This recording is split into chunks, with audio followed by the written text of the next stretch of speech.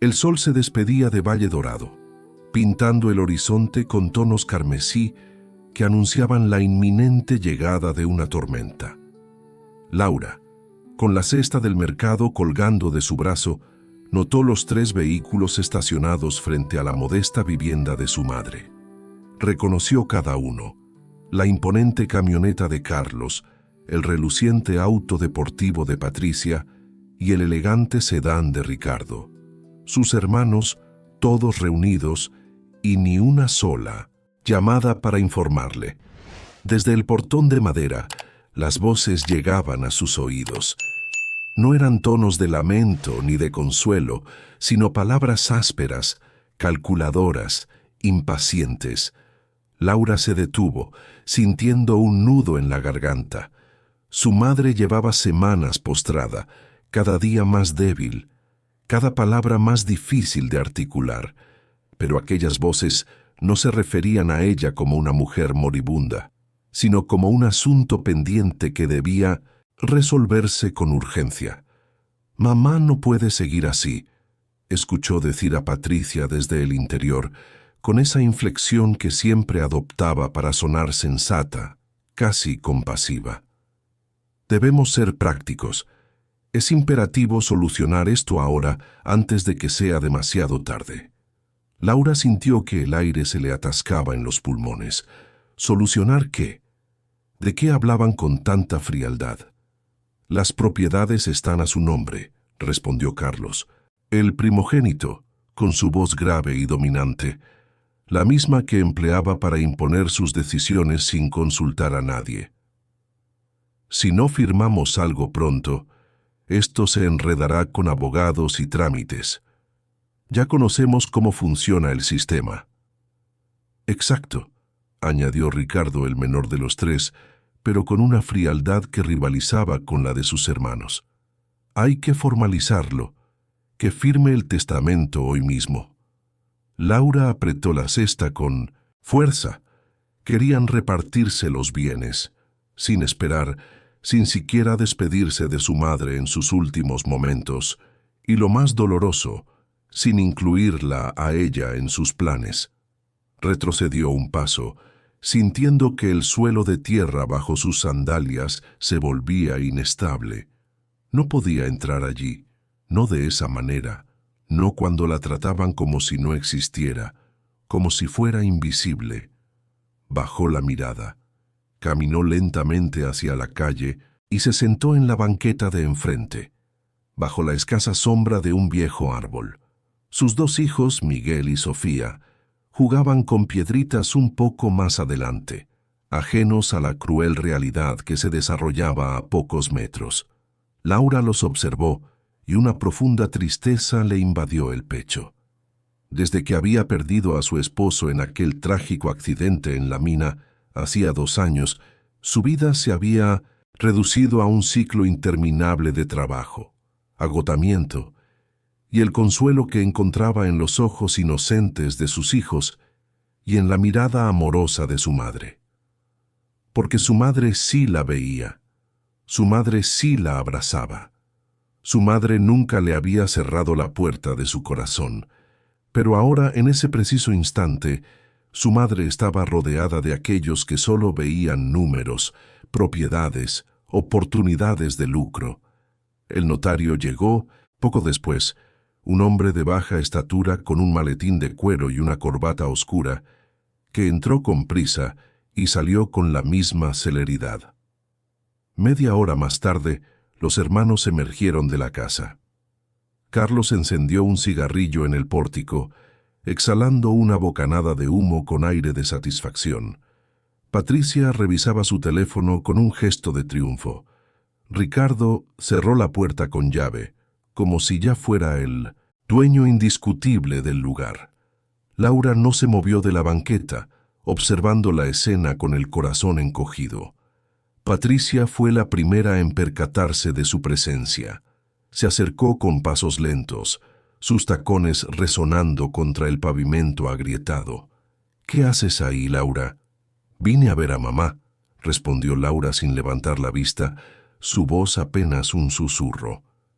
Como siempre, Patricia soltó una risa corta, desprovista de cualquier humor o calidez. Ah, bueno, pues ya no hace falta. Ya arreglamos todo. Laura alzó la cabeza, sus ojos llenos de una mezcla de confusión y temor. ¿Arreglaron qué? Carlos se acercó también, exhalando humo por la boca. El testamento, mamá firmó. Todo legal, todo en orden. El mundo de Laura pareció detenerse. ¿El testamento? Repitió con un hilo de voz. ¿Sin avisarme? Ricardo se encogió de hombros con indiferencia. No era necesario, ya está hecho. Además, añadió Patricia con esa sonrisa que siempre le helaba la sangre, tú también sales en él. No te preocupes. Algo te tocó.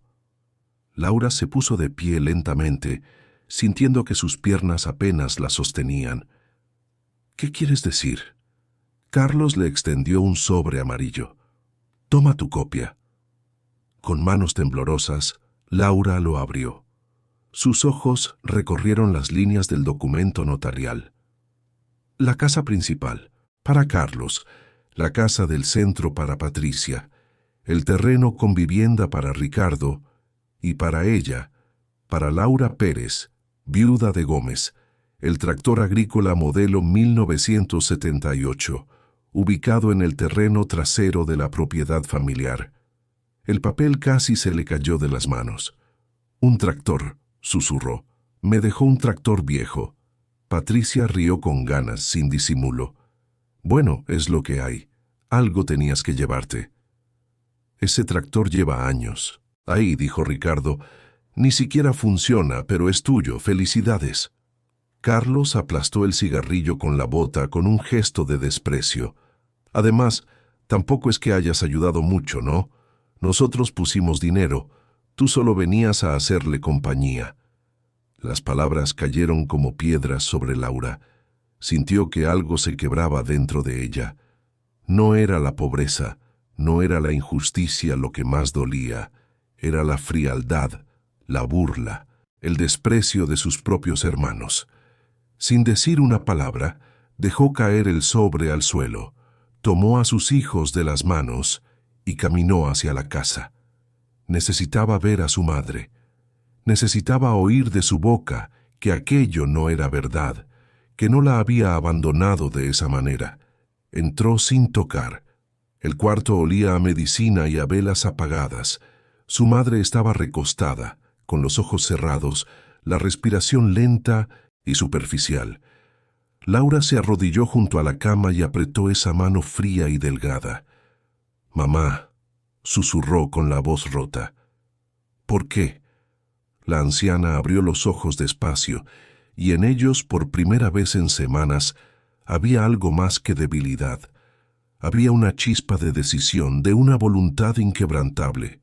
«Laura», dijo con voz ronca pero firme, «nunca, nunca me abandonaste». «Pero me dejaste un tractor, mamá, un tractor que no sirve». La madre apretó su mano con más fuerza de la que parecía posible. «Sube al tractor, enciéndelo». Laura frunció el ceño, confundida. «¿Qué?» «Confía en mí», repitió la anciana con los ojos brillantes. «Sube, enciéndelo y verás». Y entonces cerró los ojos, exhausta, dejando a Laura con un vacío enorme en el pecho y una orden que no entendía. 3 días después, su madre falleció.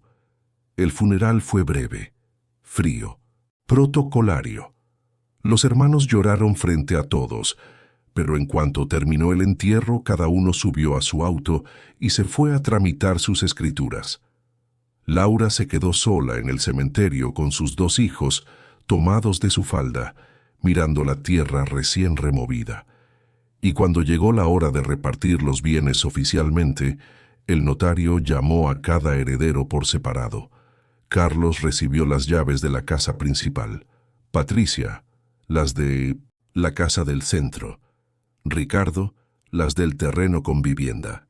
Y a Laura le entregaron una llave oxidada atada con un cordel viejo y un papel que decía: Tractor agrícola modelo 1978, ubicado en lote baldío junto al canal del río Manso, Valle Dorado. Cuando salió de la notaría, sus hermanos ya estaban afuera esperándola, pero no para consolarla, sino para reírse. ¿Ya tienes dónde vas a vivir?, preguntó Patricia con falsa preocupación. Porque la casa donde rentabas, bueno, ya sabes, sin dinero no hay renta. Tranquila, dijo Carlos con sorna. Tienes el tractor, es grande. Caben hasta 4 personas. Ricardo se dobló de risa. ¿Ya pensaste en cómo vas a conseguir agua o luz? Laura no respondió. Apretó la llave oxidada en su mano hasta que le dolió la palma, y con sus hijos siguiéndola en silencio, caminó hacia el lote baldío.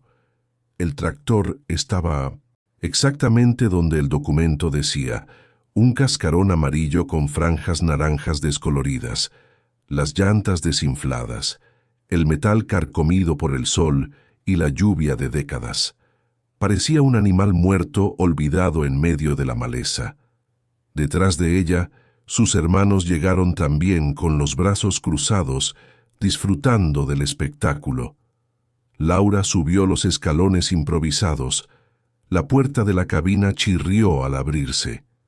Adentro, el olor a humedad y óxido era asfixiante.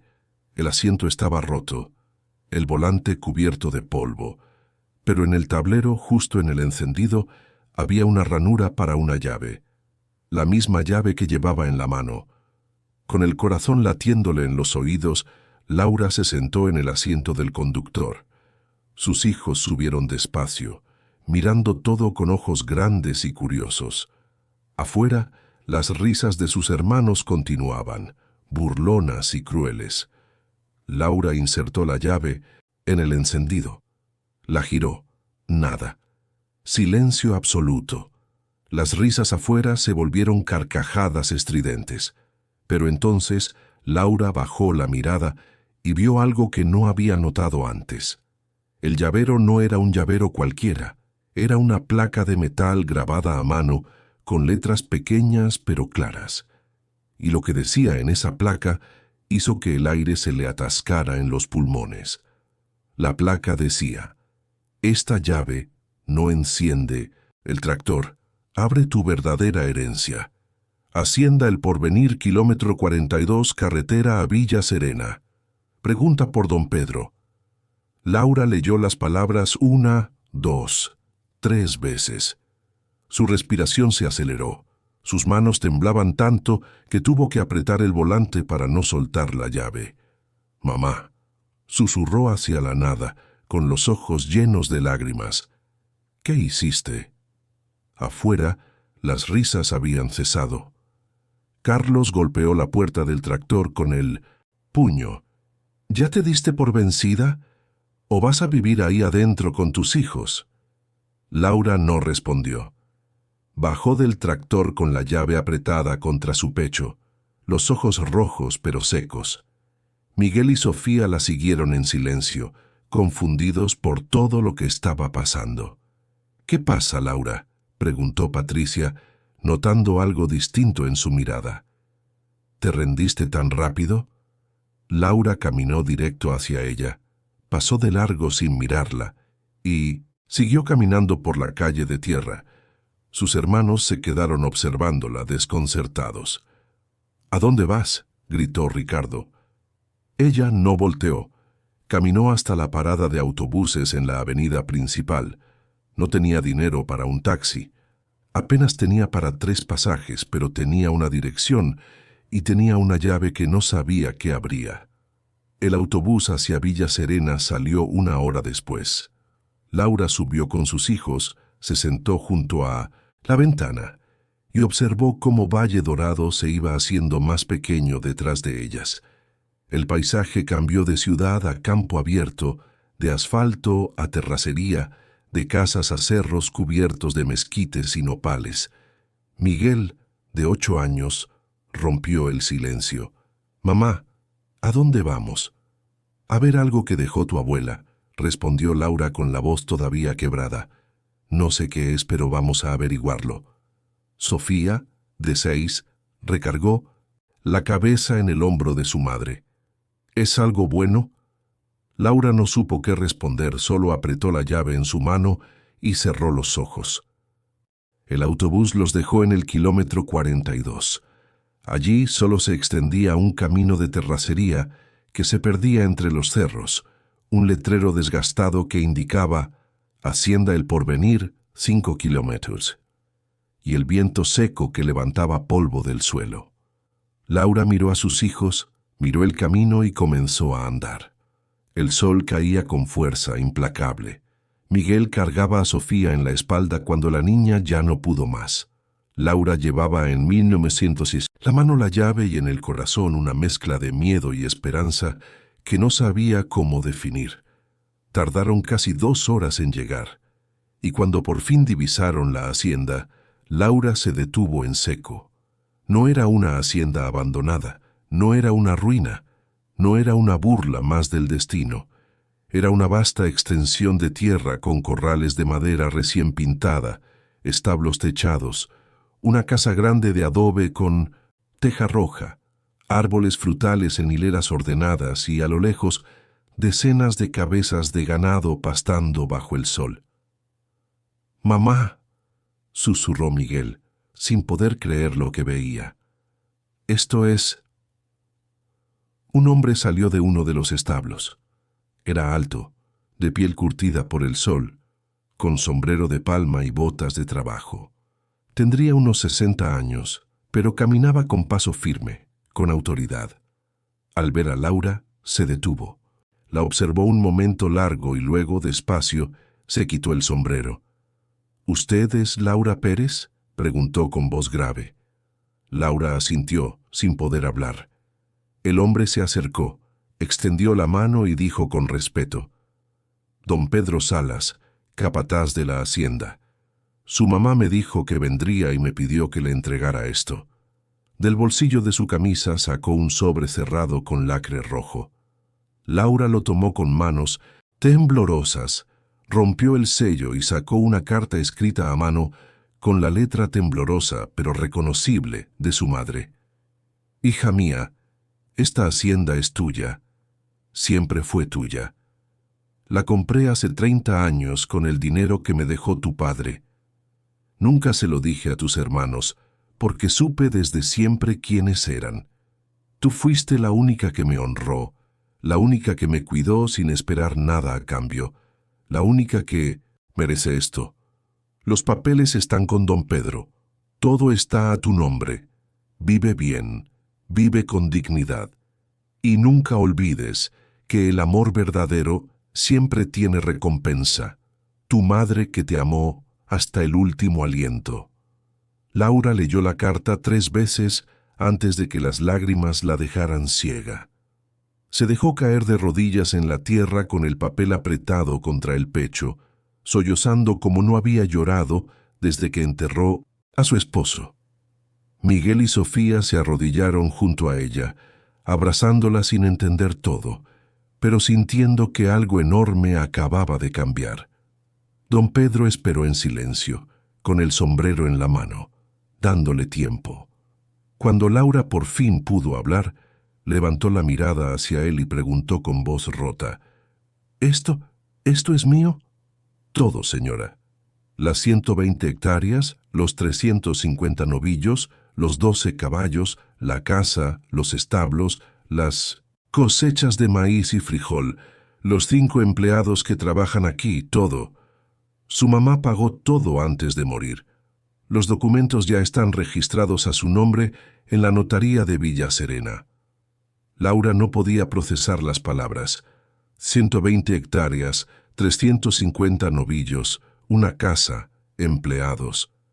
¿Por qué nunca dijo nada?, susurró. ¿Por qué dejó que me humillaran?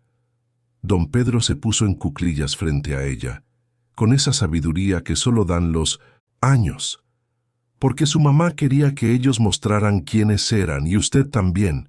Ella me dijo: «Pedro, cuando mi hija llegue aquí va a llegar rota, pero también va a llegar libre, porque ya no le deberá nada a nadie». Y tenía razón. Laura cerró los ojos y por primera vez desde la muerte de su madre, no sintió dolor, sintió paz.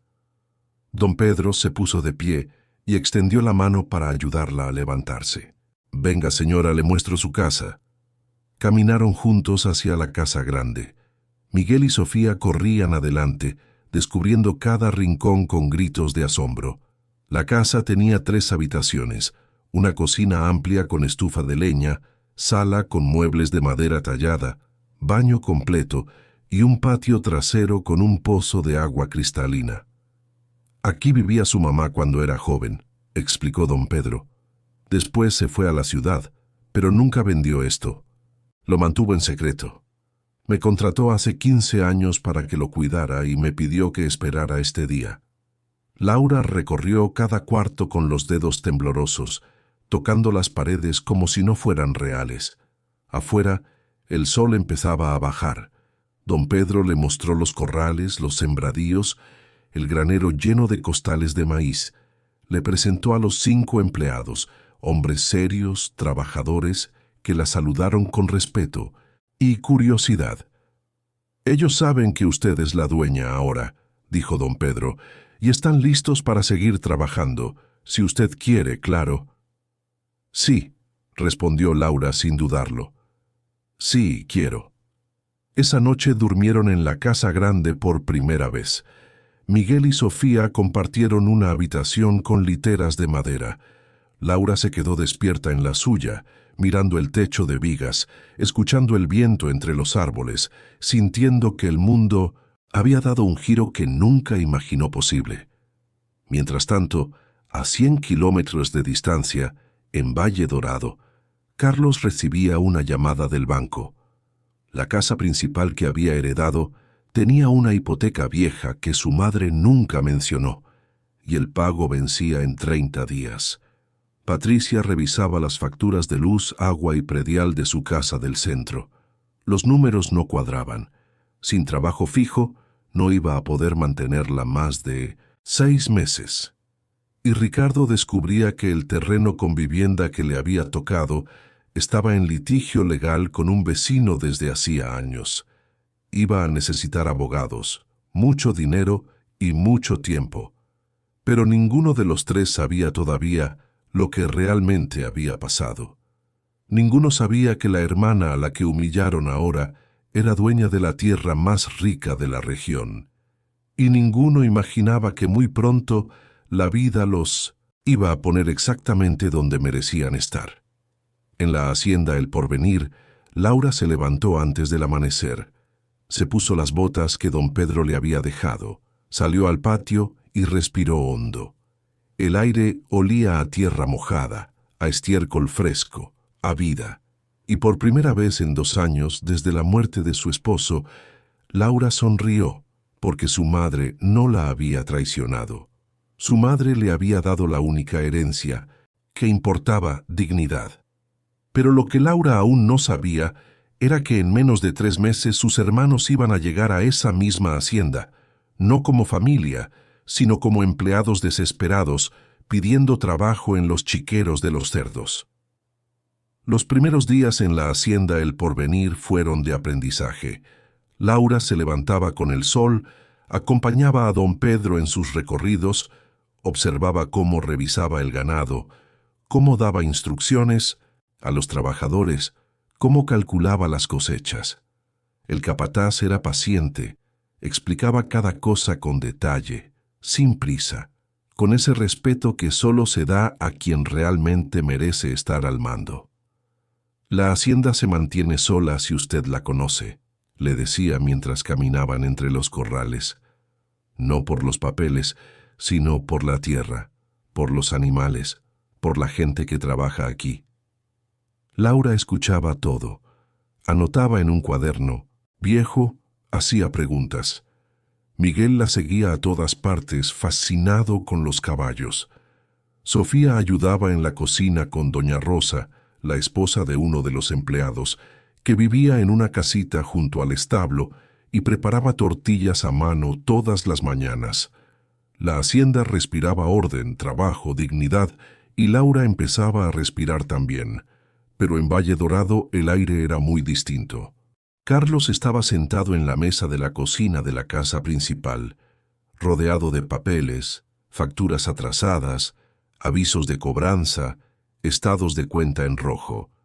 La hipoteca que su madre nunca mencionó resultó ser un préstamo viejo que ella había usado años atrás para pagar tratamientos médicos.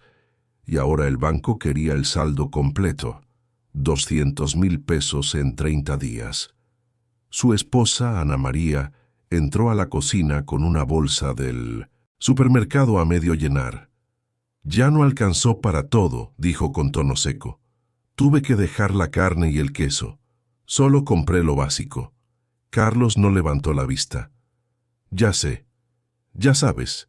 ¿Y eso es todo lo que vas a decir?», replicó Ana María con frustración. «¿Qué quieres que diga, Ana María? No tengo trabajo. Me corrieron de la constructora hace 2 meses. Las rentas que recibía de los locales ya no las pagan. No hay dinero». Ana María dejó la bolsa sobre la mesa con fuerza. «Entonces, vende la casa». «Venderla es lo único que tengo». «Pues también es lo único que nos va a hundir», sentenció Ana María. Carlos apretó los puños. Sabía que ella tenía razón, pero aceptarlo significaba reconocer que todo lo que había planeado, todo lo que había manipulado en aquella reunión secreta con sus hermanos, había sido inútil. En el otro lado de la ciudad, Patricia estaba en su casa del centro hablando por teléfono con el arrendador del local comercial que había rentado para poner una boutique. El negocio nunca despegó, y ahora debía 3 meses. «Señora Méndez, si no paga esta semana, voy a tener que desalojarla y quedarme con la mercancía. Deme una semana más, se lo suplico. Ya le di 2, no puedo darle más». La voz al otro lado de la línea era inflexible. La llamada se cortó. Patricia dejó caer el teléfono sobre el sofá y se llevó las manos a la cara. Su esposo, Javier, estaba en el trabajo, pero ella sabía que su sueldo apenas alcanzaba para la comida. La casa tenía gastos enormes, predial, luz, agua, gas, y ella no había trabajado en años. No sabía hacer nada más que gastar. Ahora no había nada que gastar. Ricardo, el menor de los 3, enfrentaba otro infierno. El terreno con vivienda que heredó resultó estar en medio de una disputa legal con el vecino, quien reclamaba que parte de la cerca invadía su propiedad. El juicio llevaba años, y reactivarlo iba a costar más de lo que Ricardo tenía. Su novia, Valeria, lo había dejado 2 semanas atrás. «No voy a quedarme con alguien que no tiene futuro», le dijo antes de irse. Ricardo pasaba las noches solo en esa casa medio vacía, con las paredes agrietadas y el techo goteando cada vez que llovía. Había tratado de buscar trabajo, pero sin experiencia real, sin estudios completos, sin contactos, nadie lo contrataba. Y lo peor era la vergüenza. Recordaba las risas frente al tractor, recordaba las burlas, recordaba cómo había tratado a Laura, y ahora él era quien no tenía nada. 1 mes después de la muerte de Mimon Sindosendis, su madre, los 3 hermanos se reunieron en un café del centro de Valle Dorado. Ninguno había querido llamar a los otros, pero la necesidad los empujó. Carlos llegó primero, con ojeras profundas y ropa arrugada. Patricia llegó después, sin maquillaje, con el cabello recogido deprisa. Ricardo fue el último, con las manos metidas en los bolsillos y la mirada baja. Se sentaron en silencio. Fue Patricia quien habló primero. «Tengo que vender la casa».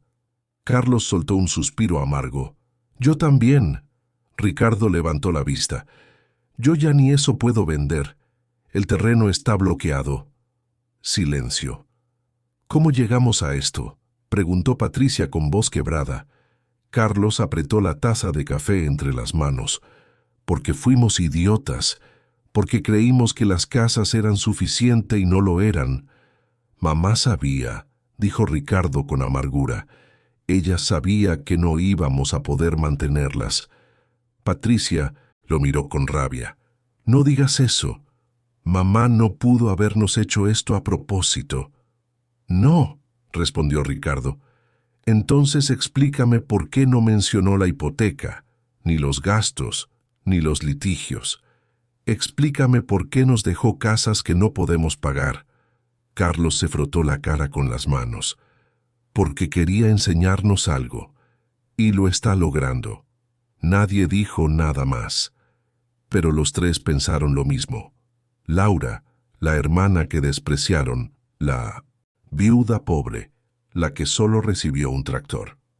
¿Alguien sabe dónde está?, preguntó Patricia después de un rato. No, respondió Carlos. Desapareció después del funeral. No contesta. No sé dónde vive. Seguro está rentando un cuarto miserable en alguna colonia, dijo Ricardo con desprecio, con el tractor podrido en algún lote. Pues ojalá, murmuró Patricia, porque si yo voy a caer, que no sea la única.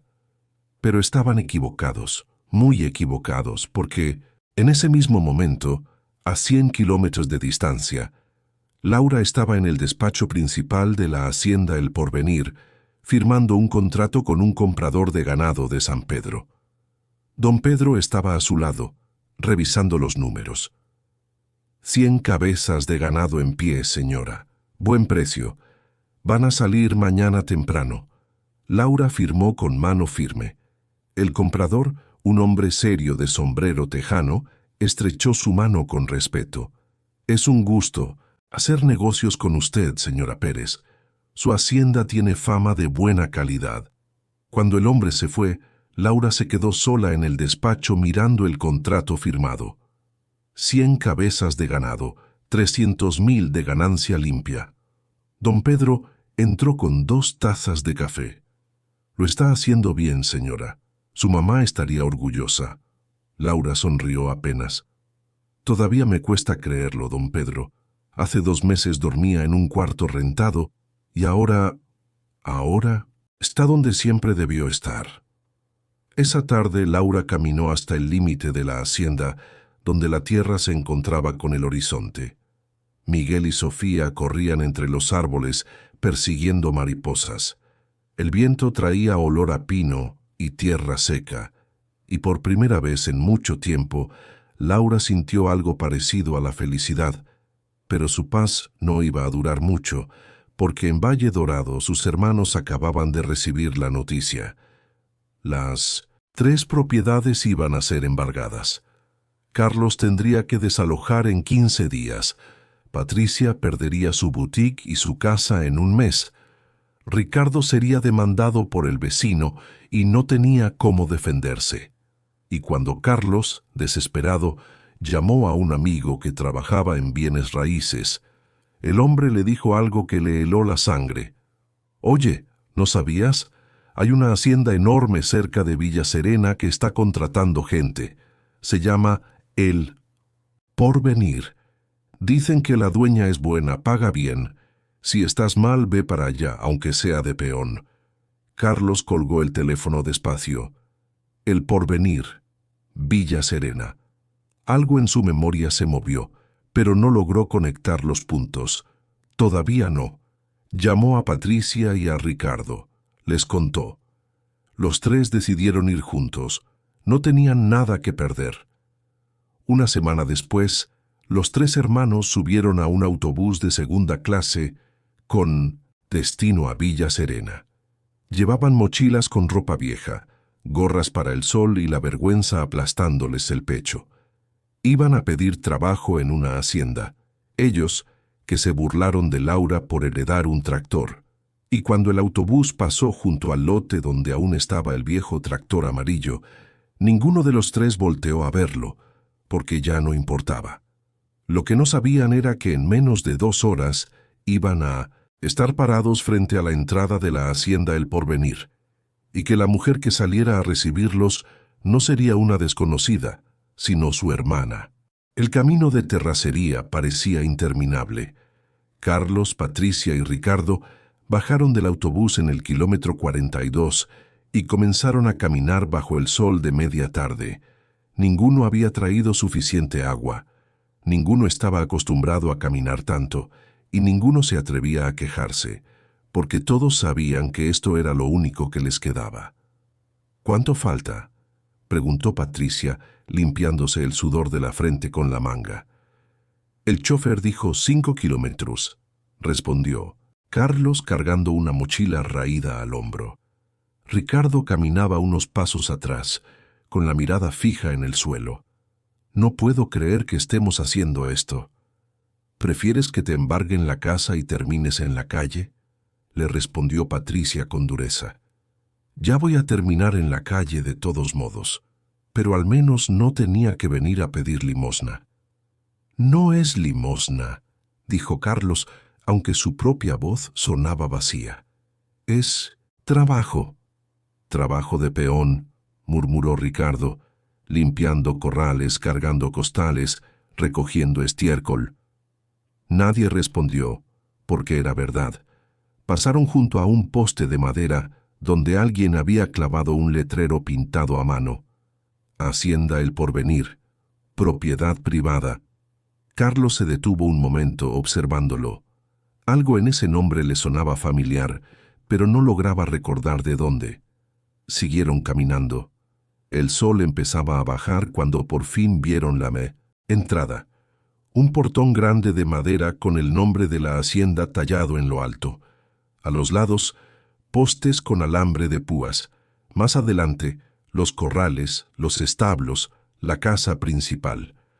Los tres se detuvieron al mismo tiempo. —Es enorme —susurró Patricia. Carlos no dijo nada, pero sintió algo apretándole el pecho. Envidia, rabia y algo peor. La sensación de que él debería estar del otro lado, como dueño, no como empleado. Ricardo tragó saliva. —¿Entramos? —No tenemos opción —respondió Carlos y empujó el portón. Adentro la hacienda estaba viva. 2 hombres reparaban una cerca, otro guiaba un caballo hacia el establo. Más allá, una mujer mayor barría el patio de la casa principal. Todo olía a tierra mojada, a ganado, a trabajo. Un hombre alto, de sombrero de palma y botas gastadas, salió de uno de los corrales y caminó hacia ellos con pasos firmes. Tenía el rostro curtido por el sol, la mirada seria pero no hostil. —Buenas tardes —dijo con voz grave—. ¿En qué puedo ayudarlos? Carlos se quitó la gorra, incómodo. —Buenas tardes. Venimos buscando trabajo. Nos dijeron que aquí estaban contratando. El hombre los observó en silencio, evaluándolos. Vio sus manos suaves, sus ropas de ciudad, sus rostros cansados, pero sin las marcas del campo. —¿Tienen experiencia en haciendas? —No. —¿En construcción? —respondió Carlos, aunque sabía que no era lo que preguntaban. —En el campo... El hombre dejó la pregunta en el aire. Silencio. —No —admitió Ricardo—, pero aprendemos rápido. El hombre pareció dudar. Aquí el trabajo es duro. Desde antes del amanecer hasta que se oculta el sol. No es para cualquiera. —Lo sabemos —dijo Patricia, aunque sus ojos delataban el miedo—. Pero necesitamos el trabajo. El hombre asintió despacio. —Está bien, pero quien decide es la dueña. Voy a llamarla.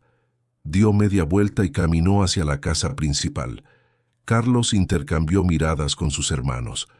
—La dueña —repitió—, seguro es una vieja terrateniente o la viuda de algún ranchero rico —añadió Patricia.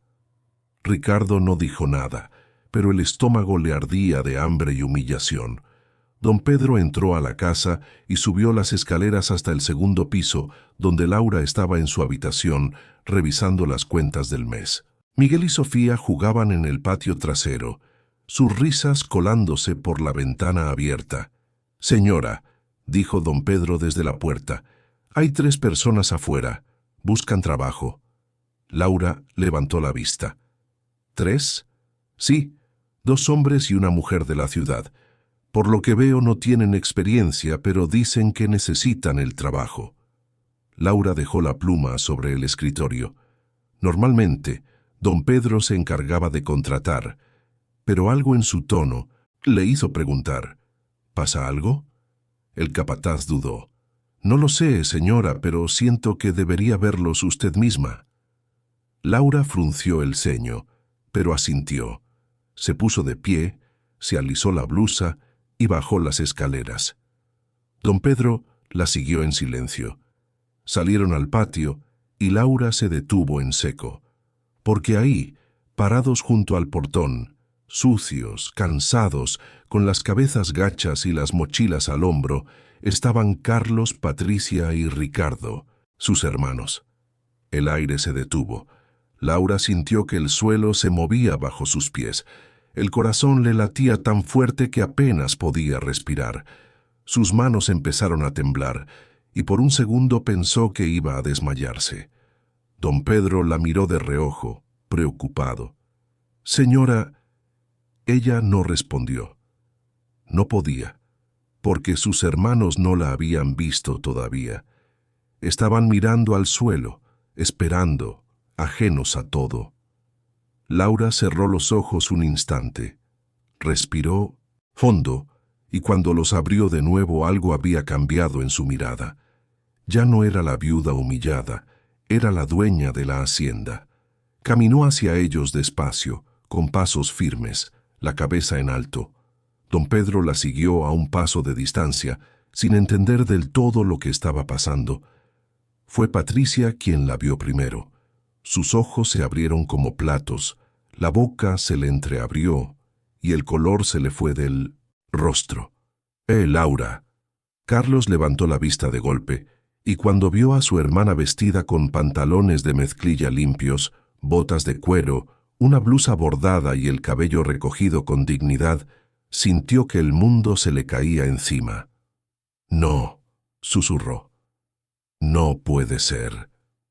Ricardo dio un paso atrás como si hubiera visto un fantasma. Laura se detuvo frente a ellos. No sonrió, no habló, solo los miró con esa mirada que dice más que 1000 palabras. Fue Carlos quien rompió el silencio con la voz rota. ¿Qué haces aquí?» Laura inclinó la cabeza apenas con calma. «Vivo aquí». «¿Vives?», repitió Patricia incrédula. «¿Vives aquí en esta hacienda?». «No solo vivo aquí», respondió Laura con voz tranquila pero firme. «Soy la dueña». Silencio absoluto. Carlos negó con la cabeza como si no pudiera procesar lo que acababa de oír. «No, eso no tiene sentido». «La dueña», repitió Ricardo con la voz ahogada. «¿Tú cómo?». Patricia dio un paso adelante con los ojos llenándose de lágrimas. Pero mamá te dejó un tractor viejo. Nosotros te vimos, nos reímos de ti. Tú no tenías nada». Laura la miró directo a los ojos. «Tenía la llave». «¿Qué llave, ma?», preguntó Carlos desesperado. «La llave que mamá dejó en el tractor, la que abría mi verdadera herencia». Y con un gesto señaló la vasta extensión de la hacienda El Porvenir. Los 3 hermanos se quedaron sin palabras, con los rostros pálidos, la humillación quemándoles el alma. Laura los observó, sus ojos reflejando una mezcla de dolor pasado y una firmeza recién adquirida. «Ustedes vinieron buscando trabajo», dijo con voz clara, sin rastro de burla, pero con una autoridad innegable. «Aquí hay trabajo, pero es duro. No es para los que tienen manos suaves o para los que se rinden fácil». Carlos, Patricia y Ricardo se miraron entre sí.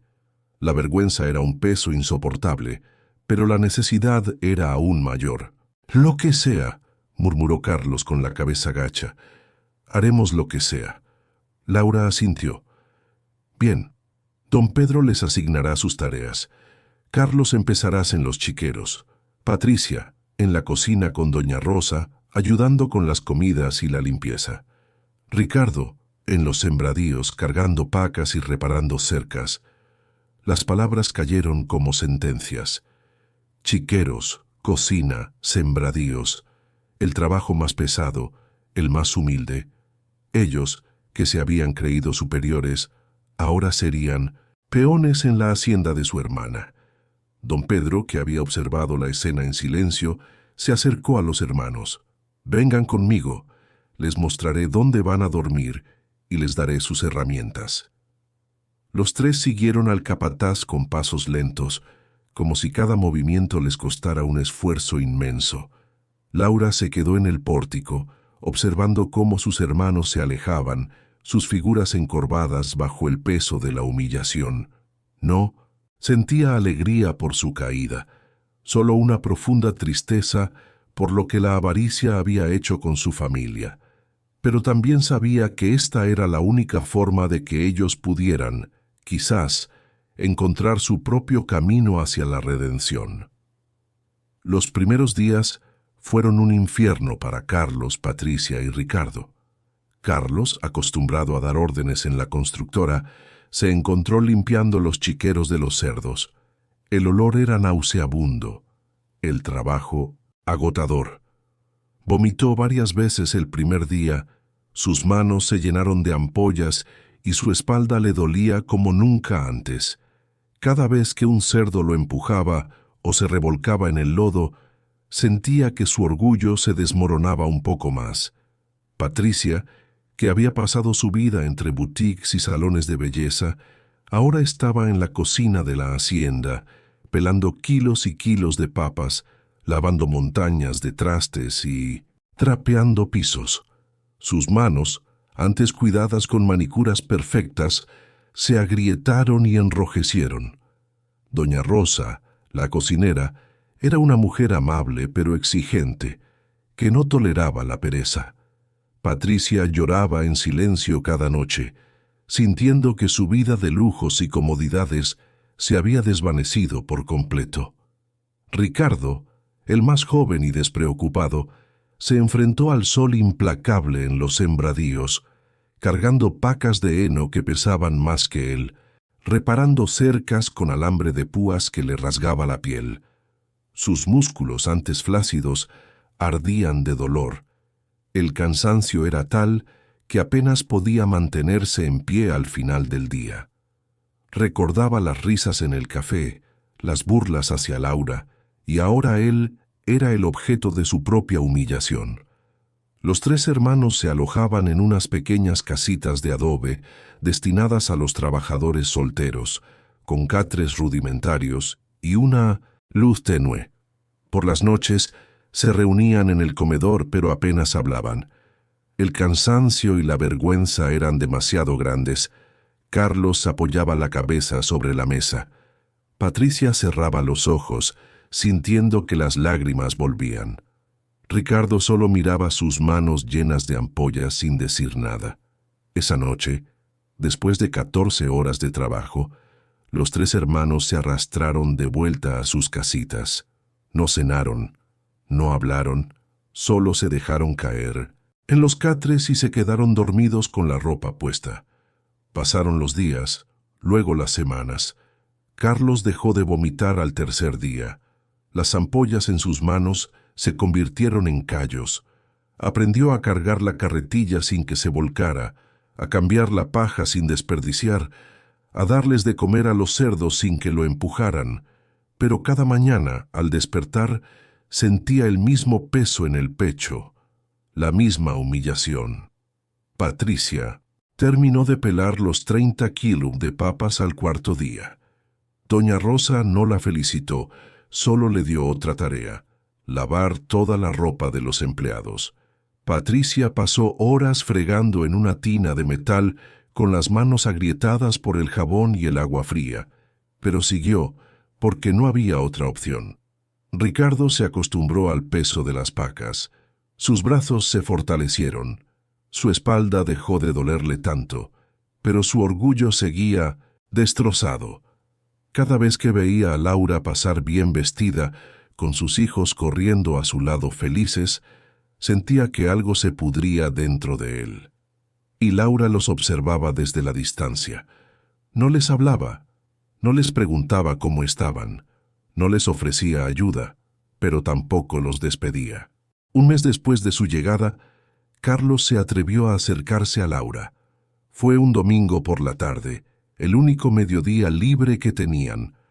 Laura estaba sentada en el pórtico de la casa principal tomando café mientras Miguel y Sofía jugaban en el jardín. Carlos subió los escalones despacio con el sombrero en la mano. «Laura». Ella levantó la vista, no sonrió, solo esperó. ¿Puedo hablar contigo? Habla. Carlos tragó saliva. Quiero pedirte perdón. Laura no respondió, solo lo miró. Por todo, continuó Carlos con la voz rota. Por lo que hicimos, por cómo te tratamos, por las risas, por todo, por... Silencio. Perdóname, susurró Carlos, con las lágrimas rodándole por las mejillas. Por favor. Laura dejó la taza sobre la mesa despacio, se puso de pie y caminó hasta quedar frente a él. ¿Sabes por qué te contraté, Carlos? Él negó con la cabeza. Porque quería que sintieras lo que yo sentí, que entendieras lo que es no tener nada, que aprendieras lo que cuesta ganarse la vida con las manos. Carlos sollozó más fuerte. Ahora que lo sabes, continuó Laura con voz firme. Dime, ¿cambió algo en ti o solo estás pidiendo perdón porque te conviene? Carlos levantó la vista, con los ojos rojos. Cambié, te lo juro, cambié. Laura lo estudió un momento largo y luego despacio, asintió. Está bien, te creo. Carlos dejó escapar un suspiro de alivio. Gracias, Laura. Pero el perdón no borra lo que hicieron, añadió ella. Y no cambia lo que son, eso lo cambian ustedes. Y sin decir más, volvió a sentarse. Carlos bajó los escalones despacio, con el pecho apretado, pero por primera vez en semanas sintiendo algo parecido a la esperanza. Lo que ninguno de ellos sabía era que al día siguiente algo iba a suceder que pondría a prueba cada palabra que acababan de decir. Porque esa noche, mientras todos dormían, un hombre llegó a la hacienda. Un hombre que nadie esperaba, un hombre que traía noticias que iban a cambiar todo. Y cuando don Pedro despertó a Laura a medianoche, golpeando su puerta con urgencia, solo le dijo 3 palabras que le helaron la sangre. Señora, es don Emilio. Laura bajó las escaleras con el corazón golpeándole el pecho. Eran las 2 de la mañana. La casa estaba en silencio, salvo por el crujir de la madera bajo sus pies descalzos. Don Pedro la esperaba en la puerta principal con el rostro tenso y una linterna en la mano. ¿Dónde está?, preguntó Laura, ajustándose la bata sobre los hombros. En el portón. No lo dejé entrar, pero insiste en hablar con usted. Laura respiró hondo. Don Emilio Guzmán era el terrateniente más grande de la región, dueño de las tierras vecinas a la hacienda El Porvenir. Un hombre conocido por su ambición desmedida y su habilidad para expandir sus propiedades a costa de los más débiles. ¿Viene solo?, preguntó Laura. Trae a 2 hombres con él. No parecen trabajadores. Laura sintió un nudo en la garganta. Abogados o peor. Voy contigo. Caminaron juntos por el sendero de grava hasta el portón de entrada.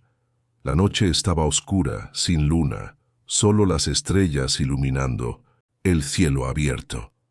A lo lejos, las luces de una camioneta de lujo brillaban contra el metal del portón cerrado. Cuando llegaron, Laura vio la silueta del hombre detrás de la reja, alto, ancho de hombros, con sombrero tejano y una camisa de botones bien planchada. Don Emilio Guzmán, el hombre que su madre siempre había evitado, el que había intentado comprar estas tierras en varias ocasiones, sin éxito. Laura, dijo con esa voz gruesa que siempre sonaba como una orden. Laura no se acercó más. Don Emilio, ¿qué hace aquí a estas horas? Vine a hablar contigo. Abre el portón. Es tarde y no tenemos nada de qué hablar. Don Emilio soltó una risa seca. Claro que tenemos. Sobre estas tierras, sobre la hacienda El Porvenir. El corazón de Laura se detuvo. ¿Qué pasa con la hacienda? Supe que la heredaste. Muy conveniente, ¿no? Justo cuando más lo necesitabas. Me la dejó mi madre. Es mía. Eso está por verse, replicó don Emilio, con una sonrisa que no llegaba a sus ojos. Mis abogados han estado revisando los viejos registros de propiedad. Parece que hay algunas inconsistencias con los límites de tu hacienda y los míos, especialmente en la zona del arroyo. Don Pedro dio un paso adelante, poniéndose entre Laura y el portón. Señor, le pido que se retire. Está en propiedad privada. Los límites de la hacienda están claros desde hace décadas. Don Emilio lo ignoró, mirando fijamente a Laura. Esos límites son viejos, Pedro, y la ley ha cambiado. Además, hay un asunto con los derechos de agua, del arroyo que atraviesa tu propiedad. Mis abogados creen que gran parte de esa agua me pertenece. Laura apretó los puños. No tiene ningún derecho. Mi madre siempre tuvo los papeles en regla.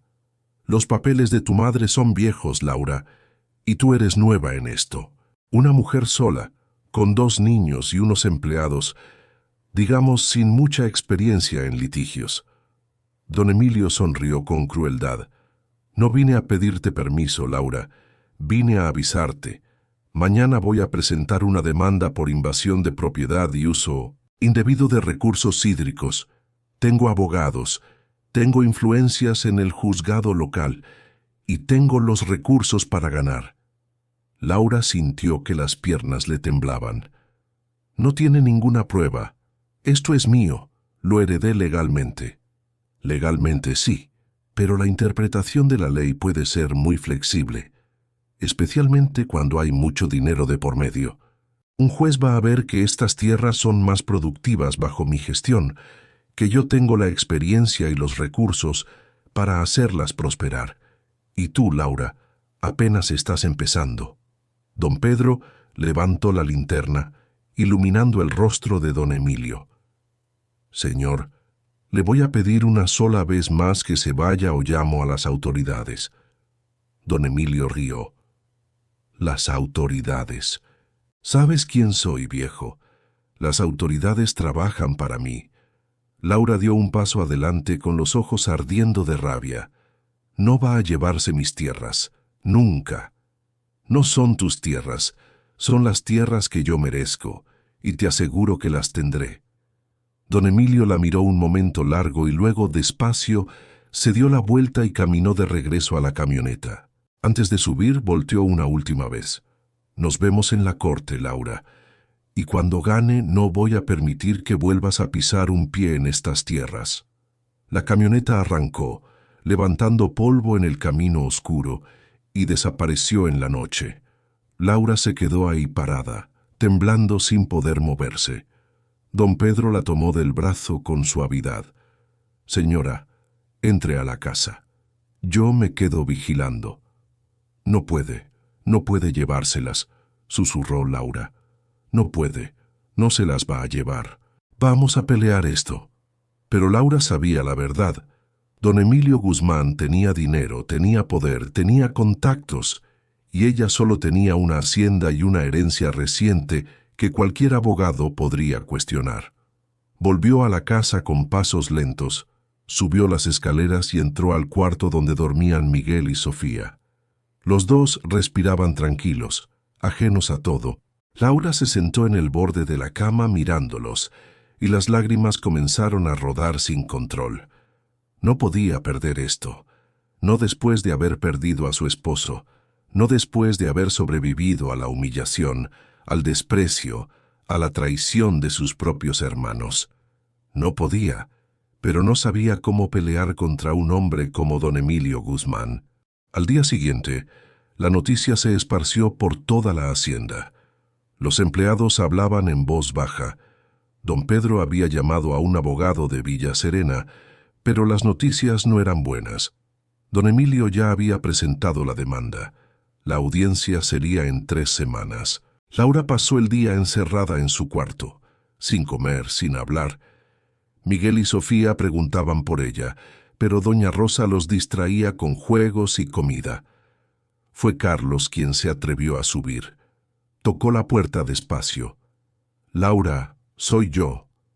Silencio. «Por favor, déjame entrar». La puerta se abrió. Laura estaba sentada junto a la ventana, con los ojos rojos y la mirada perdida. Carlos entró, se quitó el sombrero y se quedó de pie sin saber qué decir. «Nos enteramos», dijo por fin, «de don Emilio, de la demanda». Laura no respondió. «Sé que no tengo derecho a opinar, sé que no merezco ni estar aquí, pero...» Carlos tragó saliva. «Patricia, Ricardo y yo queremos ayudarte». Laura volteó a mirarlo con una expresión que mezclaba sorpresa y desconfianza. «¿Ayudarme cómo?» «No lo sé todavía, pero vamos a encontrar la forma. No vamos a dejar que te quiten esto». Laura soltó una risa amarga. «¿Y qué van a hacer? ¿Enfrentarse a uno de los hombres más ricos e influyentes de la región? ¿Con qué? ¿Con palas y carretillas?» Carlos bajó la mirada. Tenía razón, pero no podía quedarse sin hacer nada. «Tal vez no tengamos dinero ni poder, pero tenemos algo que él no tiene. ¿Qué?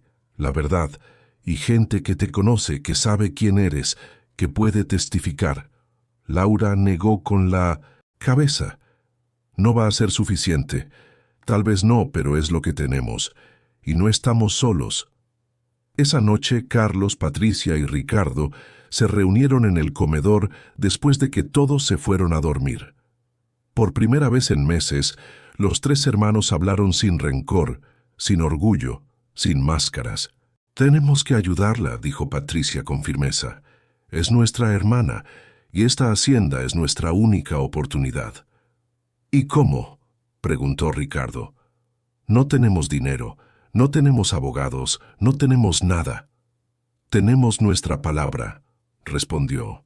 «Carlos, podemos testificar, podemos decir la verdad sobre ella, sobre cómo cuida a sus hijos, sobre cómo maneja la hacienda».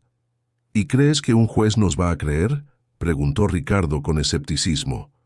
«Somos sus empleados. Va a parecer que nos pagó para mentir». Patricia se inclinó sobre la mesa.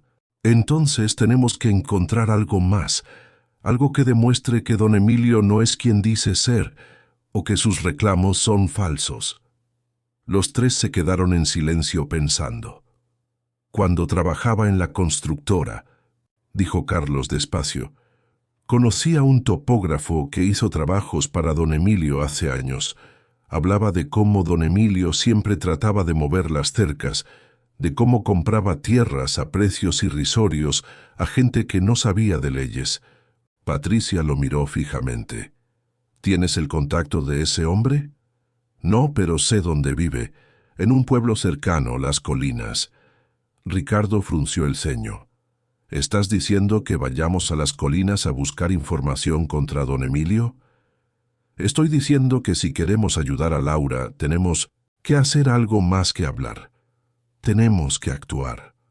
Los 3 se miraron y por primera vez desde que llegaron a la hacienda sintieron que tenían un propósito. Al día siguiente, Carlos pidió hablar con Laura. Le contó el plan. Ella lo escuchó en silencio, sin mucha esperanza, pero sin rechazarlo. «No sé si sirva de algo», dijo Carlos, «pero vamos a intentarlo, por ti, por Miguel y Sofía y por mamá». Laura asintió despacio. «Gracias». Y esa palabra, dicha sin rabia, sin desprecio, sin frialdad, fue suficiente. Carlos, Patricia y Ricardo partieron esa misma tarde hacia Las Colinas en un autobús de segunda clase, con lo poco que habían ahorrado en la hacienda. No sabían si iban a encontrar algo, no sabían si iba a servir, pero sabían que tenían que intentarlo, porque por primera vez en sus vidas no estaban haciendo algo por ellos mismos, sino por alguien más. Mientras tanto, en la hacienda El Porvenir, Laura se quedó mirando por la ventana con sus hijos dormidos en el cuarto de al lado y el peso del mundo aplastándole el pecho. Y en algún lugar de la región, don Emilio Guzmán sonreía, seguro de su victoria. Pero lo que ninguno de ellos sabía era que en los viejos archivos de la Oficina de Catastro de las Colinas y en la memoria de un topógrafo retirado, había secretos enterrados, secretos que iban a salir a la luz y que iban a cambiar todo. Porque cuando la verdad se desentierra, no importa cuánto poder tengas, no importa cuánto dinero tengas, la verdad siempre encuentra la forma de llegar a donde debe estar.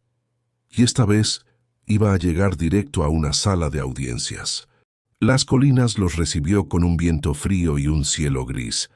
Carlos, Patricia y Ricardo bajaron del autobús en la terminal central, cansados, con las mochilas al hombro y una sola dirección escrita en un papel arrugado.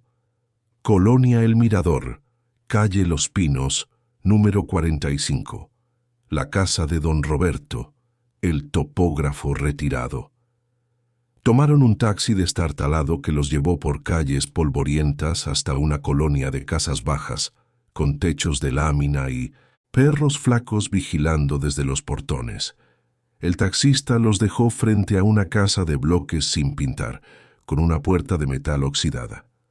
Carlos tocó con los nudillos una vez, 2 veces. Nadie respondió. ¿Estás seguro de que vive aquí?, preguntó Patricia, abrazándose contra el frío. Eso me dijeron. Hace unos años trabajamos en un proyecto cercano y él me contó cosas que no debía. La puerta se abrió apenas. Un hombre de unos 70 años, delgado, con el rostro surcado por arrugas profundas y los ojos cansados, los observó desde la rendija. ¿Quién es? Soy Carlos Pérez. Trabajamos juntos en la constructora de Valle Dorado. El hombre entrecerró los ojos, desconfiado. ¿Carlos? Sí. Necesito hablar con usted. Es urgente. Don Roberto miró hacia la calle como si esperara que alguien más estuviera ahí. Luego abrió la puerta un poco más. Entren rápido. Los 3 entraron a una sala pequeña, oscura, con olor a humedad y papeles viejos. Don Roberto cerró la puerta con llave y corrió las cortinas de la ventana. ¿Qué quieren? Carlos fue directo. Información sobre don Emilio Guzmán, sobre sus tierras, sus límites. El rostro de don Roberto se endureció. No hablo de ese hombre, es peligroso. Don Roberto, por favor, es importante. Mi hermana va a perder su hacienda por culpa de él. Necesitamos algo que demuestre quién es realmente. Todos saben quién es y nadie hace nada, replicó don Roberto con amargura, porque nadie tiene pruebas contundentes, dijo. Patricia dando un paso adelante. Pero usted estuvo ahí, vio cosas. Usted era topógrafo. Don Roberto negó con la cabeza, sentándose en una silla vieja. Vi demasiado y casi me cuesta la vida por eso. Ricardo frunció el ceño. ¿Qué vio? Don Roberto sacó un cigarro. Lo encendió con manos temblorosas y exhaló el humo despacio. Trabajé para don Emilio en varios proyectos de expansión de sus tierras. Era su forma de operar. Compraba terrenos a campesinos sin educación, les pagaba una miseria y luego, con la ayuda de algunos funcionarios corruptos del catastro, ajustaba los límites de sus propiedades, siempre a su favor, claro. Patricia se cubrió la boca con la mano. Pero eso no era lo peor, continuó don Roberto. Lo peor era cómo manipulaba los derechos de agua.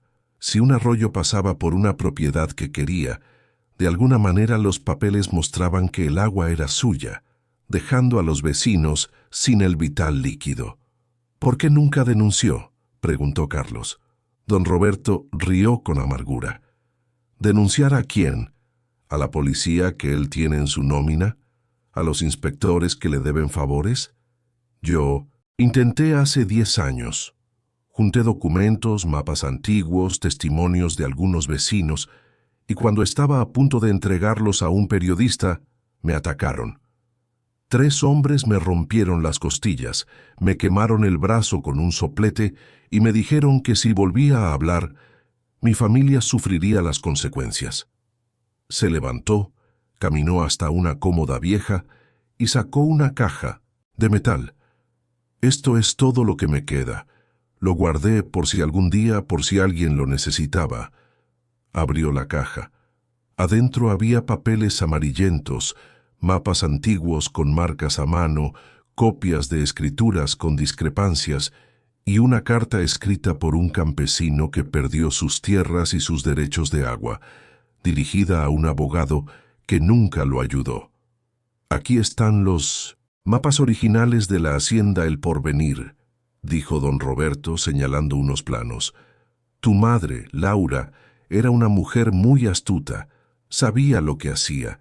Siempre mantuvo sus papeles en perfecto orden y se aseguró de que los límites estuvieran bien definidos. Don Emilio nunca pudo tocar estas tierras, por eso le tenía tanta rabia. ¿Puedo llevarme esto?, preguntó Carlos, con manos temblorosas. Don Roberto lo miró un momento largo. Si lo haces vas a ponerte en peligro. Don Emilio Guzmán no perdona. No me importa. Mi hermana necesita esto. La hacienda es su vida y la de mis sobrinos. Don Roberto asintió despacio. Entonces llévatelo y ten cuidado. Hay un viejo notario en Villa Serena, don Héctor, que era amigo de tu madre. Él podría validar estos documentos. Y busca en los archivos del catastro de Villa Serena, bajo el nombre de tu madre. Ella era muy meticulosa. Los 3 hermanos salieron de esa casa con la caja de metal bajo el brazo, sintiendo el peso de algo más grande que ellos mismos. Volvieron a Valle Dorado esa misma noche.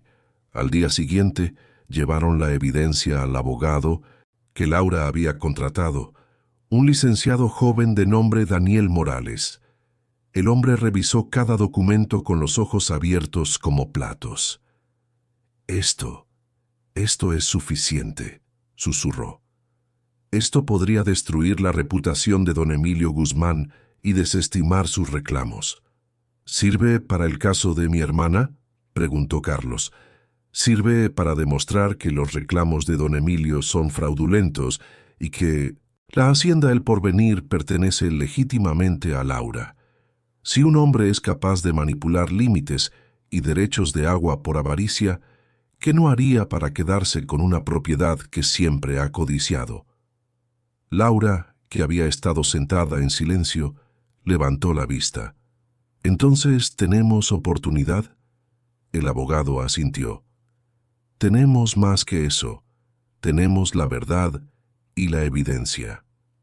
La audiencia se fijó para el viernes siguiente en el juzgado agrario de Villa Serena. Don Emilio Guzmán llegó con 3 abogados de traje oscuro, una secretaria y una actitud de quien ya ganó antes de empezar. Laura llegó con Daniel Morales, don Pedro, doña Rosa y sus 3 hermanos. Miguel y Sofía esperaban en casa de la hacienda al cuidado de Chuy y los otros empleados. Laura no quiso que vieran nada de esto. La sala estaba fría, con paredes grises y bancas de madera dura. El juez, un hombre mayor de bigote blanco y mirada severa, entró y todos se pusieron de pie. Caso número 4723, Guzmán contra Pérez, disputa de límites y derechos de agua. Don Emilio se sentó del lado derecho con esa sonrisa satisfecha que Laura recordaba de la noche en el portón. Los abogados de don Emilio comenzaron. Presentaron mapas recientes, argumentando que los límites de la hacienda de Laura invadían la propiedad de su cliente. Presentaron informes de peritos que cuestionaban la antigüedad de las escrituras de la madre de Laura, insinuando que no eran válidas. Presentaron testimonios de algunos vecinos que, bajo la influencia de don Emilio, declaraban que el arroyo siempre había sido propiedad de los Guzmán. Laura escuchaba todo con el corazón apretado, sintiendo que cada palabra la hundía más. Luego fue el turno de Daniel Morales. Se puso de pie, caminó hasta el centro de la sala y dijo con voz clara: «Señoría, la parte demandante argumenta que existen inconsistencias en los límites y derechos de agua de la Hacienda El Porvenir. Sin embargo, tenemos pruebas irrefutables que demuestran lo contrario. Pruebas que revelan un patrón de manipulación y fraude por parte de don Emilio Guzmán para expandir sus propiedades a costa de los pequeños propietarios». Uno de los abogados de don Emilio se levantó de inmediato. «Objeción. El carácter del señor Guzmán no está en juicio». «Está en juicio desde el momento en que intentó despojar a mi cliente de su legítima herencia», respondió Daniel con firmeza. «Un propietario no solo necesita títulos, necesita integridad y respeto por la ley y por sus vecinos». El juez golpeó con el mazo. «Objeción denegada. Continúe, licenciado». Daniel sacó la caja de metal y la colocó sobre la mesa. «Señoría, presento evidencia documental de las prácticas fraudulentas de don Emilio Guzmán en la adquisición de tierras y la manipulación de derechos de agua en esta región. Incluye mapas antiguos validados por un topógrafo retirado, copias de escrituras con discrepancias y testimonios de campesinos que fueron despojados de sus propiedades». El rostro de don Emilio se endureció. Sus abogados se pusieron de pie al mismo tiempo. «Esto es irrelevante. No tiene nada que ver con el caso actual». El juez levantó la mano. «Voy a revisar la evidencia antes de decidir». Daniel entregó los documentos. El juez los leyó en silencio durante 15 minutos que parecieron eternos. Nadie en la sala se movió. Nadie respiró. Cuando terminó, el juez dejó los papeles sobre el escritorio y miró directamente a don Emilio. «Señor Guzmán, ¿es usted dueño de las propiedades colindantes a la Hacienda El Porvenir?» «Sí, señoría, pero esos documentos son... ¿Tiene registros oficiales de 1900? ¿Todos los límites de sus propiedades en los últimos 20 años?» Don Emilio dudó. Algunos registros son antiguos y difíciles de verificar». «Qué conveniente», dijo el juez con tono helado. «Aquí hay mapas que muestran claramente los límites originales de la Hacienda El Porvenir, que coinciden con las escrituras de la madre de la señora Pérez. Y aquí hay testimonios de vecinos que afirman que usted ha intentado mover cercas y desviar arroyos en el pasado. ¿Puede explicar esto?» «Señoría, eso es. Son viejas disputas. Se manejaron internamente». «Internamente», repitió el juez con tono helado, «con amenazas y manipulación de documentos. ¿Puede explicarlo o no?» Don Emilio apretó la mandíbula. Silencio absoluto. El juez cerró la carpeta de golpe. «Señor Guzmán, no voy a permitir que un hombre con este historial de avaricia, manipulación y desprecio por la ley despoje a una mujer de su legítima herencia. No me importa cuánto dinero tenga, no me importa cuántas influencias posea. La justicia no se compra.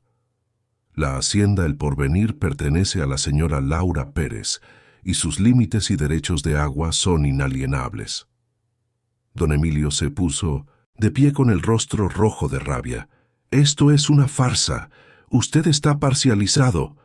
«Siéntese o lo sacaré de mi sala», ordenó el juez. Don Emilio se sentó, temblando de furia. El juez volteó hacia Laura. «Señora Pérez, ¿tiene algo que decir?» Laura se puso de pie despacio, con las piernas temblando. Solo quiero trabajar mi tierra en paz, señoría. Es lo único que me dejó mi madre, y voy a cuidarla con mi vida por mis hijos». El juez asintió. «Lo sé, y el tribunal lo reconoce». Golpeó el mazo una última vez.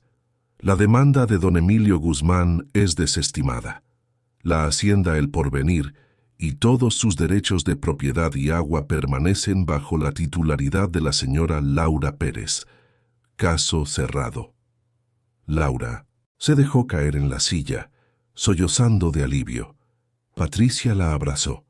Carlos y Ricardo se acercaron con los ojos rojos, una mezcla de orgullo y emoción. Don Pedro y doña Rosa sonrieron desde la banca de atrás. Don Emilio salió de la sala con sus abogados sin mirar atrás, derrotado por primera vez en su vida. Y Laura, por primera vez en semanas, pudo respirar. Esa noche, de vuelta en la hacienda, Laura reunió a sus hermanos en el pórtico de la casa principal. Miguel y Sofía dormían adentro, tranquilos, ajenos a lo cerca que estuvieron de perderlo todo. «Gracias», dijo Laura con la voz rota, «por lo que hicieron, por arriesgarse, por estar ahí». Carlos negó con la cabeza. «No tienes que agradecer. Hicimos lo que debimos hacer desde el principio. Fuimos crueles contigo», añadió Patricia con lágrimas rodándole por las mejillas. «Te humillamos, te despreciamos, y aún así nos perdonaste, nos diste trabajo, nos diste una oportunidad». «Y ahora entendemos», dijo Ricardo. «Mamá no te dejó un tractor, te dejó una lección para nosotros, una lección de vida». Laura los miró a los tres, y por primera vez desde la muerte de su madre, sintió que tenía una familia completa. «¿Se van a quedar?», preguntó. Los tres se miraron entre sí. «Si nos aceptas», respondió Carlos, «ya no como empleados, sino como lo que somos, tus hermanos». Laura asintió, sonriendo a través de las lágrimas. «Se quedan». Los meses siguientes trajeron consigo una transformación profunda. Carlos, con su experiencia en gestión de proyectos de la constructora, aunque inicialmente aplicada a la avaricia, encontró una nueva vocación en la organización y optimización de los corrales y el manejo del ganado. Dejó los chiqueros, pero la lección de humildad que aprendió allí nunca lo abandonó. Ahora, cada vez que supervisaba a los trabajadores, lo hacía con un respeto que antes le era ajeno, recordando el sudor y el esfuerzo que implicaba cada tarea. Su voz, antes autoritaria y fría, se suavizó y comenzó a escuchar las ideas de los empleados, integrándolas en la mejora de la hacienda. Descubrió que la verdadera eficiencia no venía de la imposición, sino de la colaboración y el conocimiento de quienes realmente hacían el trabajo. Patricia, con su ojo para los detalles y su habilidad para las finanzas, aunque antes solo las usaba para gastar, se convirtió en la administradora de la hacienda. Llevaba las cuentas con una precisión que sorprendió a todos, negociaba con proveedores y compradores y encontró formas de optimizar los recursos que antes se desperdiciaban. Su boutique fallida le había enseñado, a su manera, la importancia de la gestión y la planificación. Ya no era la mujer superficial que solo pensaba en lujos. Ahora su satisfacción venía de ver los números de la hacienda en verde, de saber que cada decisión suya contribuía al bienestar de la familia y de los empleados. Incluso en la cocina, donde había aprendido la humildad de pelar papas, ahora ayudaba a doña Rosa a planificar los menús, asegurándose de que todos comieran bien y de forma nutritiva. Ricardo, el más joven y despreocupado, descubrió un talento inesperado para la tierra. Se hizo cargo de los cultivos, aprendiendo de don Pedro y de los otros campesinos sobre los ciclos de siembra, los tipos de suelo y las necesidades de cada planta. Sus manos, antes suaves y acostumbradas a la inactividad, se volvieron fuertes y hábiles. Pasaba horas en los sembradíos, observando el crecimiento del maíz y el frijol, sintiendo una conexión con la tierra que nunca imaginó posible. Su energía, antes dispersa, ahora se canalizaba en el cuidado de las cosechas, y su entusiasmo era contagioso. Incluso Chuy, el joven empleado que lo había visto llegar tan inexperto, ahora lo respetaba como a un igual, compartiendo conocimientos y risas. Y juntos, los 4 hermanos, con Laura a la cabeza, hicieron de la hacienda El Porvenir la más próspera de la región. Ya no eran solo un negocio, Eran una comunidad, una familia extendida, donde cada uno tenía un papel vital y era valorado por su contribución. La armonía y el respeto mutuo se convirtieron en los pilares de su éxito. Miguel y Sofía crecieron, rodeados de tíos que los amaban, de una tierra que los enseñaba sobre el ciclo de la vida y el valor del esfuerzo, y de un trabajo que los fortalecía. Veían a su madre, no solo como la dueña, sino como la líder justa y sabia que había transformado la adversidad en una oportunidad. Y Laura cada mañana salía al pórtico con una taza de café, miraba el horizonte y pensaba en su madre, en la mujer que supo ver lo que nadie más vio, en la mujer que dejó la herencia perfecta, no una casa, no un terreno, no un título, sino una lección. Una lección de que la verdadera riqueza no se mide en propiedades, sino en dignidad, en trabajo honesto, en familia y en el valor de honrar a quien te honra, porque al final, la vida siempre encuentra la forma de equilibrar la balanza, y quienes siembran humildad cosechan abundancia, y quienes siembran soberbia cosechan ceniza. La hacienda. El Porvenir siguió creciendo año tras año hasta convertirse en leyenda en toda la región. Y cuando la gente preguntaba cómo lo lograron, Laura siempre respondía lo mismo. Mi madre me enseñó que la herencia más grande no es lo que recibes, es lo que haces con lo que recibes. Y esas palabras, como semillas plantadas en tierra fértil, germinaron en el corazón de todos los que las escucharon, porque la historia de la viuda que heredó un tractor viejo y encontró una hacienda escondida no era solo una historia, era un recordatorio de que la justicia existe, de que el amor siempre gana y de que las madres, incluso después de partir, siguen cuidando a sus hijos desde donde sea que estén. Queridos amigos de Cuentos de Viuda, al escuchar la historia de Laura y la hacienda El Porvenir, no puedo evitar pensar en el espíritu de la Navidad que pronto nos envuelve. Esta época del año, más allá de los regalos y las luces, nos invita a reflexionar sobre lo que realmente importa: la familia, la generosidad, el perdón y la esperanza. La madre de Laura, con su sabiduría silenciosa, nos dejó una lección atemporal. Nos enseñó que a veces lo que parece una humillación o una pérdida es en realidad el inicio de una bendición disfrazada. ¿Cuántas veces en nuestras propias vidas hemos recibido algo que no esperábamos, algo que parecía insignificante o incluso doloroso, y que con el tiempo se reveló como el camino hacia nuestra verdadera fortaleza? En esta Navidad, mientras nos reunimos con nuestros seres queridos, o quizás recordamos a quienes ya no están, la historia de Laura nos susurra que el verdadero valor no reside en lo material, sino en la dignidad que construimos con nuestras manos, en el amor que cultivamos en nuestros corazones y en la capacidad de perdonar y ser perdonados. Pensemos en Carlos, Patricia y Ricardo. Su viaje de la soberbia a la humildad, de la avaricia a la lealtad, nos recuerda que nunca es tarde para cambiar, para reconocer nuestros errores y para reconstruir los puentes que hemos quemado. La Navidad es, después de todo, una época de segundas, oportunidades, de renacimiento. Y tú que me escuchas ahora, ¿qué tractor viejo te ha entregado la vida? ¿Qué desafío has enfrentado que, en retrospectiva, te ha llevado a un lugar de mayor crecimiento y sabiduría? Tal vez sea un trabajo que perdiste, una relación que terminó, o un sueño que parecía inalcanzable. Recuerda que, como Laura, tienes la fuerza para transformar cualquier adversidad en tu mayor victoria. Confía en el plan que la vida tiene para ti, incluso cuando no lo entiendas. Que esta Navidad te encuentre con el corazón abierto, listo para recibir las lecciones que la vida te ofrece y para compartir la generosidad y el amor que habitan en ti.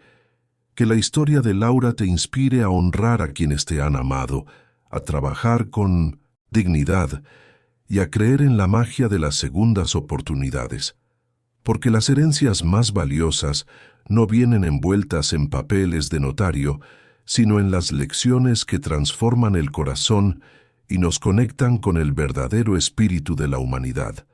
Si esta historia tocó tu corazón y te hizo reflexionar, te invito a que le des un me gusta a este video, te suscribas a nuestro canal Cuentos de Viuda para no perderte más historias que inspiran, y compartas este mensaje de esperanza con alguien que lo necesite en esta época tan especial. Felices fiestas y que la paz y la dignidad llenen sus hogares.